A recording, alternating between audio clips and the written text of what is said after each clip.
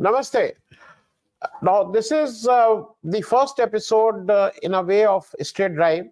We we thought that we must do a show at least once in a week in English because a lot of our viewers uh, they understand a little bit of Hindi or they are more comfortable if we do a show in English.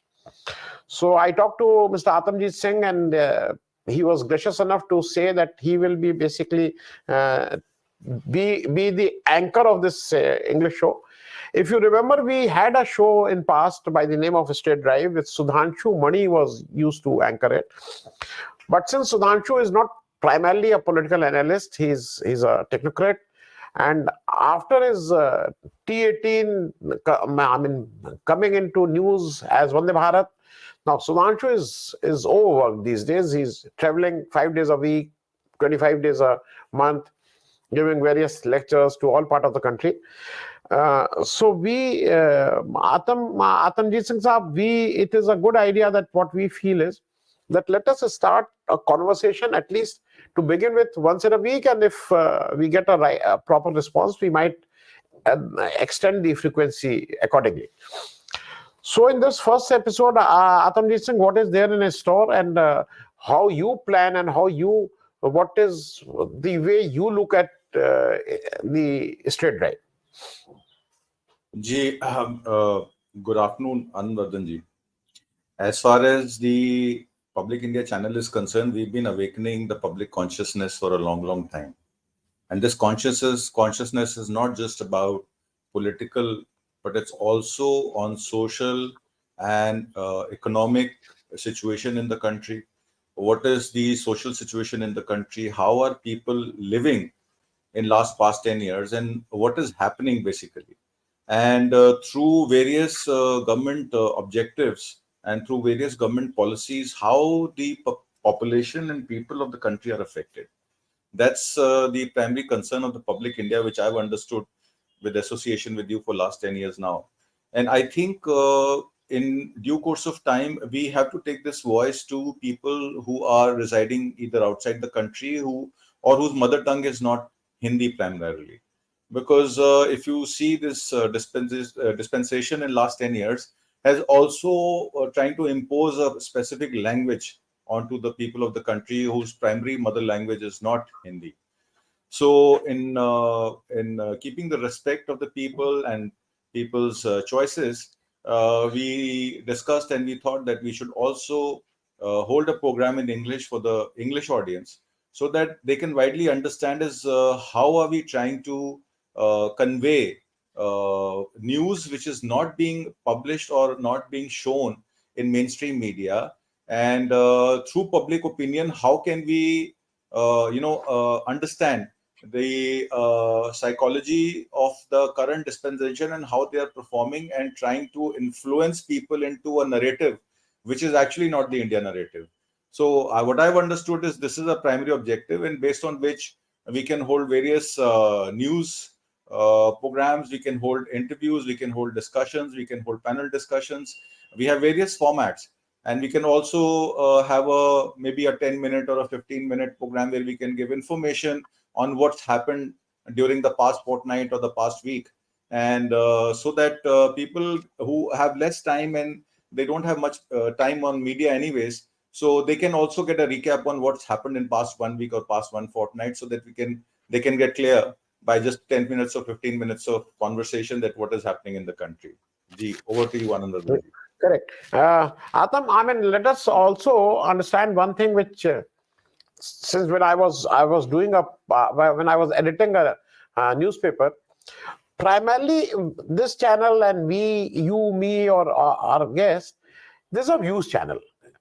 Technically, it is not a news channel because news you get every day, and news get stale. Maybe in today's world, even a 2 hours old news becomes stale. What to talk of a news which was yesterday? So in this dynamic news situation, and where the news is what I want or the media wants you to know, what we thought that let us start a news channel. Primarily, the Public India is a news channel where we try to interpret or tell our viewers that this is the way we understand things. That may not be the only way. There can be many ways, many views of a situation, but the way we understand things in a certain perspective. Secondly, a lot of our guest speakers. I mean, we have speakers like I'm just taking one or two names, like Mr. S. N. Sahu. He has so much of knowledge. He has worked with Mr. K. R. Narayanan and things like that. But somehow, when it comes to expressing in Hindi, he is not that fluent. And we always thought that why not? And at times we have to tell Mr. Sahu that you please continue in English. Then we have guests overseas. I mean, one of the major and the most respected guests we have, Anita Paif, Subhash Chandra Bose's daughter. No, she can only speak German or English, and English is the only language in which we can have a conversation. Then we have people who are even NRIs, even people who are settled in US. They might be second generation and things like that. So they understand Hindi. There's no doubt about it. But their expression in English is much better, and they have a better command on a language which they speak day in and day out. So this is also an effort to bring all those things. Now, coming back to the basic thing, what we feel is today the most important thing, the way we look at it is, let us discuss something on the Bharat Jodo Nyay Yatra. Uh, Generally, it is Bharat Jodo Yatra 2, but since Rahul Gandhi interprets in a very different way, where he says Bharat Jodo Nyay Yatra, and let us show a small video where Rahul Gandhi, the way he is seeing Bharat Jodo Nyay Yatra is clear. West Bengal के हमारे कार्यकर्ता है, leaders है, आपका मैं धन्यवाद करता हूं कि आपने इतने प्यार से मेरा स्वागत किया। न्याय यात्रा के पीछे, न्याय यात्रा में हमने न्याय शब्द जोड़ा है, क्योंकि देश में अन्याय हो रहा है। बीजेपी, आरएसएस नफरत फैला रही है, हिंसा फैला रही है और अन्याय फैला रही है। इसीलिए इंडिया फॉर्मेशन एक साथ अन्याय के खिलाफ लड़ने जा रहा है। See, Bharat Jodo Yatra was which had happened in last year, December, January, and this is a sequel of Bharat Jodo Yatra, which is called Bharat Jodo Nyay Yatra.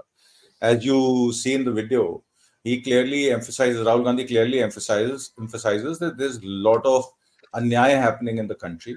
There's a lot of discontent between the public and the government, and because of which a lot of people are affected by it, whether they are jobs, whether there's a matter of women protection, whether it's a matter of farmers' distress, or whether it's a matter of labor distress. There's so many, and there was also social justice in the sense that a lot of people in this country are belonging to communities which have not got equal opportunities for hundreds of years. So how do you clear that anomaly? How do you bring social justice and bring them into mainstream?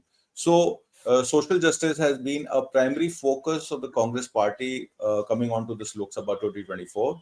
They are also talking about peasantry. They're talking about people who are below poverty line, who've not got justice in last 10 years.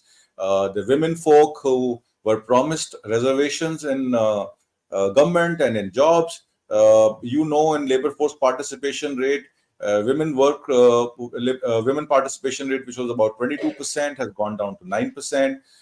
Men folk between the age of 20-24, the CMI data says that the unemployment percentage is about 45.4%, whereas in the age group of 30 to 34, the unemployment rate is about 15%. And in the age bracket of 31 to 35, the unemployment is about 2.5%. So this is a very striking, because if you look at the world unemployment rate, it doesn't go beyond 30, 35%, 40%. So when we talk about unprecedented unemployment in the country, where 60% of the population is young and they are aspirational, they are looking for jobs. And there was also recently news that for the competitive exams, the coaching centers will be shut down for people below 16 years of age. So the government doesn't want the youth to study or maybe appear for competitive exam, because then they will be forced to give jobs. And you've seen in a lot of these job scams, across the states, whether it was Madhya Pradesh or whether it was Rajasthan or whether it was Chhattisgarh or whether it was West Bengal. A lot of these paper leaks happen so that the examinations are cancelled. And even after clearing the exams, the candidates keep waiting for the letters for interviews. And even when the interviews happen, the job letters are not given. So there is primarily a lot of distress among youth for the jobs. And also, since the army is not recruiting people anymore for a permanent commission, they're giving only a 4-year, commission for Agniveer candidate. And these Agniveer candidates, after 4 years of military training, what will they do? They would rather become a security guard of big corporates. So, if you connect this to the labor codes, the labor codes have been dispensed with for the simple reason so that their rights and their right to ask for the justified salary or maybe right to protest is henceforth being dispensed with. So what has happened is that these labor will be on contractual basis with big corporates and they can be exploited at the whims and fancies of the big corporations and the big companies. So the kind of arrangement that this government is trying to do to bring in more foreign investment or bring these companies into a super power level, they are trying to create a oligopoly, monopoly situations where labor or an ordinary citizen has no right to determine what price should he pay for the commodity or what job should he be assigned to. And this is going towards slavery, or you can also say that this is bonded labor formula of the current government, which is against the labor code principles which the world bodies or the UN bodies have defined. So our views or our analysis is basically based on what the mainstream media does not tell you and how things are taking shape in this country, where in the name of Ram temple or concretion ceremony, these a lot of things are spread. Hatred is being spread among communities, where communities are being told that if you are not the follower of Ram, you are anti-government or anti-India. And this kind of anomaly, when it comes to the general public ways of life, things take a different turn. And you see all these, cow protection groups who've been given task force status by the state governments like Haryana. They are chasing these people who are doing a legitimate business by taking licenses. They're not even allowing the bovine to be transported from one place to the other. Their cars are regularly attacked, their businesses are regularly hurt, and their houses are regularly burned. You've seen in last 2 days in Mumbai, in Maharashtra, you've seen in Mira Bhayandar what is happening. Just because they wanted to take out a jalous in a Muslim-dominated area, they were trying to instigate the community into stopping them. And this is exactly what happened in Mewat also. So this Mewat culture, Mewat formula is also being implemented in Maharashtra, where their shops are attacked. Yesterday I saw a video where a Muslim sari shop was attacked and looted. And in Mewat, in the name of this concretion ceremony of a mandir where they were taking out a yatra, they also did the same thing in Mewat. So all this is happening at the behest of certain people who are aligned with the government, so that people are scared and they are made to believe that if you don't vote for the current government, then probably you don't have any future and we will not allow you to live in this country. So this is the kind of scenario that is being created, and this is very dangerous for the secular fabric and for the republic fabric of the country, because we are, after all, a democracy and we abide by a constitution. And if the constitution is violated, then how will the democracy survive? Ji, over to you, Anvardhan ji. Now, again, coming back to the Bharat Jodo Nyay Yatra, one thing very interesting is that it all started as a Congress yatra, and it was only Congress which was involved. Now, Rahul Gandhi here in this video which we have seen, and otherwise also, now talks of India. It is a part. What he says, it is a part of the India Alliance Yatra. Now, what is to be, what the way I have understood this is, it is said that it is a yatra where Rahul Gandhi is now talking of 5 different issues which he is trying to highlight. But for me, it is an election campaign. 2024 has already started. Now, we always say that Mr. Modi is always in an election mode. He goes to a official rally place or a official meeting. He goes to a rally. He always talks of election. He always talks of votes and things like that.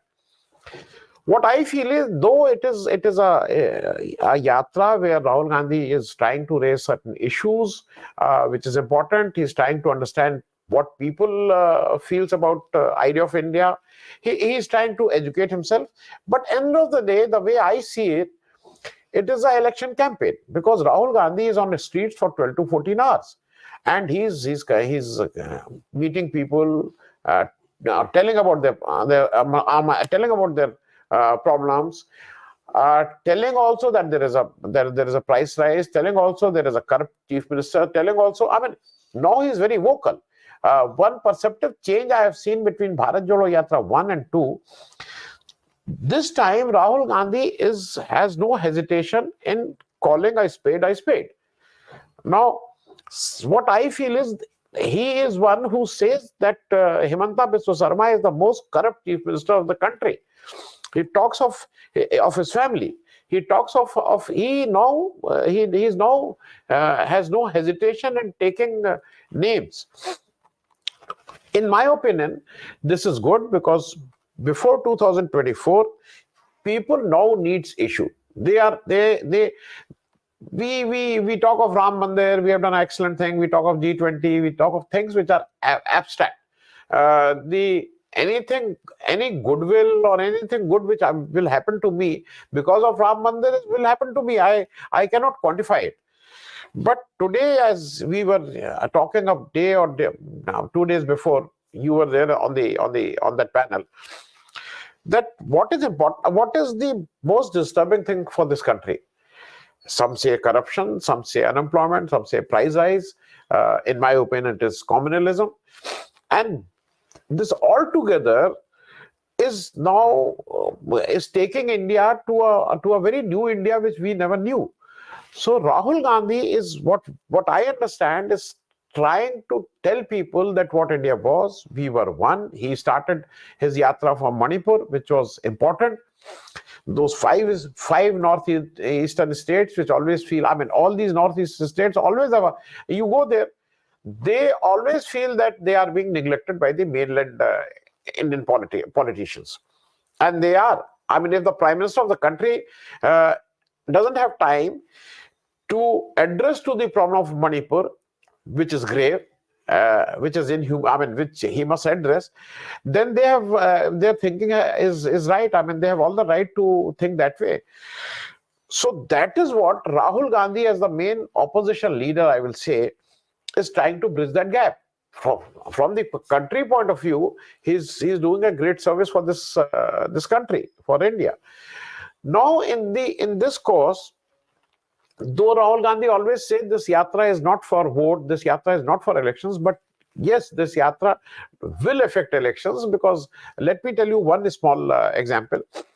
Assam, the last election was very close. The last assembly election was very close. The vote difference between NDA led by BJP and the vote difference, it was Mahajot. It was not UPA. It was called Mahajot, led by Congress. The vote difference was less than 1%. I mean, either it was 42, 43 or 40, 41. It was less than 1%. Seat-wise, they got 75. I mean, this Mahajot got 50. What I'm trying to emphasize is the competition in Assam is very tight. So the general narrative which is being propagated by BJP ki Northeast se Congress what they use a term ki Congress ka ant or something like that. I mean, Congress is nowhere in Northeast is not correct. Congress is very, very much there. Congress is very close. And Assam, we might see something happening this time, because out of 14 seats, last election, we had 9 BJP, 3 Congress, 1 AIUDF, 1 independent. And this time, I will say, pleasantly surprised to see that when Rahul Gandhi has no hesitation in telling that AIUDF is the B team of BJP, the way he has never said. We all in our private conversation, we all say that AIMIM, whenever it goes, it helps BJP, and that is why it is called B team of BJP. For the first time, I've seen Rahul Gandhi in Assam telling that AIUDF of Badruddin ji is a B team of BJP, which he is very categorical, because this time it looks like that there will be no formal alliance between AIUDF and BJP, but AIUDF will have more candidates. I mean, out of 14, they might fight all the 14 seats, which directly is going to damage Congress.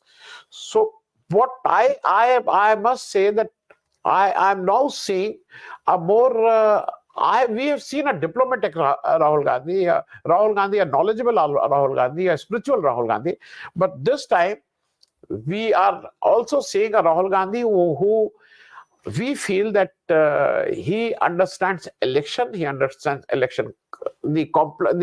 complexity of votes, and now he is addressing it to Atam. What you've said just now about the Congress party's vision and also their strategy to go into elections in Lok Sabha 2024 is basically based on exposing the BJP government on communal issues. Their things to address unemployment has gone very. They have not been able to take control of the economic situation of the country, where the GDP has fallen to 5.8% on an average in last 9 years, whereas the GDP never went below 7.5% during UPA 2 rule of Manmohan Singh. And in fact, during UPA rule 1, it was about 9.2 to 9.5%. So the GDP has gone down, unemployment has gone up, inflation has not been under control. Our fiscal deficit, though the government says our fiscal deficit target is 5.7% and we have been maintaining it at 6.3%. But if you look at overall loans, our loans have quadrupled from 56 lakh crore to 174 lakh crore. And say by the announcement of budget on 1st February 2024, the total debt of a country to be paid, foreign debt would be, including foreign debt and domestic debt, would be about 204 lakh crores. And also, CAG has pointed out that the kind of accounting practices this government has been doing, which has been also flagged by BVR Subramaniam, the CEO of Niti Aayog, which says that in 2015, since we did not allow the state's share of taxes to go below 42%, the budget was redrafted in 48 hours sitting in the Planning Commission office. That means the figures are being fudged. And the CAG report clearly says that the government liabilities have been undershown by 20 lakh crores in the last budget. And a lot of accounting practices where public sector undertakings, which the government guarantees, the loans of those public sector companies are not shown in the balance sheets of the government, which means that the government owes much more money than what actually shows in the books, just to maintain a fictitious fiscal deficit figure. So there are a lot of economic issues which are underlining factors which is not discussed during the course of elections, because elections people are looking at, what would be the prices of gas, what would be the comfort that they will get in case if they default on loans, and whether farmers' distress will get over by waiving of their loans. So all those populist schemes and measures are performed by various political parties. But the actual issues which are concerning the economic health of the country, and the issues which are concerning unemployment, and issues concerning various social, social figures or social things, they are not discussed, and they never go into the mainstream. And when their after effects are shown to are evident to the public, then the public outcries there, and then they go onto the street, and then they say that we have to be on the street to fight the parliament because parliament is doing policies which is against the people of the country. So all in all, in simple terms, if we say, is that Congress party has to remember three things. A, it cannot fight alone, definitely, because it has already given a mandate that it is ready to fight on 255 seats, and the rest of the seats have to be fought by joint opposition parties who are against communal forces. And worldwide, if you see that there is left and there is right, and there is left to center and there is right to center. Our government is extreme right now.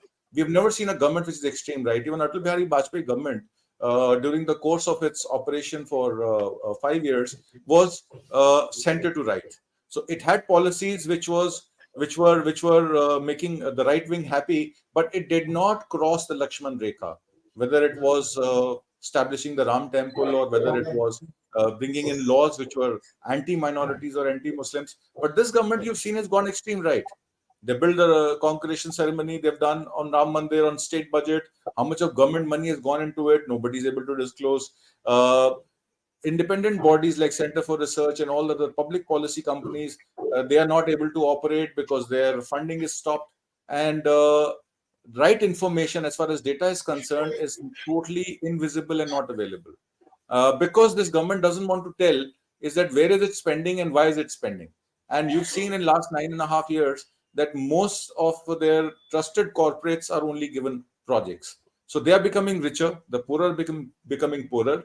So Congress has always been a left to center approach, and rather now they are moving towards more left by bringing in a social justice formula to accommodate other opposition who are against anti-communal parties. So I think India Alliance, whether it's the communist parties or whether they are state alliances, whether it's West Bengal, whether it's Bihar, or whether it's UP, these are the three primary states, or Maharashtra. These states, the social justice formula, the political discourse which is happening where all the opposition members are targeted, and CBI and Enforcement Directorate inquiries are initiated against them.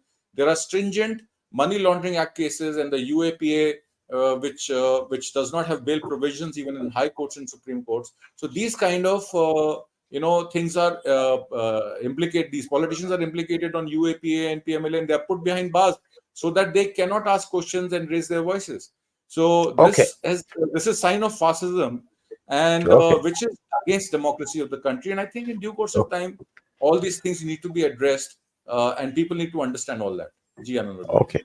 Thank you, Atamjeet, and hope that people will receive it well. And the timing currently we are making it at 10 p.m. because taking into consideration our overseas audience, it will be 10 p.m. every Thursday. And we are open to suggestions, we are open to change, and we would be very happy and grateful if you react and tell us how to improve this program. Thank you so much, Atamjeet. Thank you. Thank you for starting this process, and probably with your blessings, we will probably take it on for many more months and years. Thank you very much. Sure.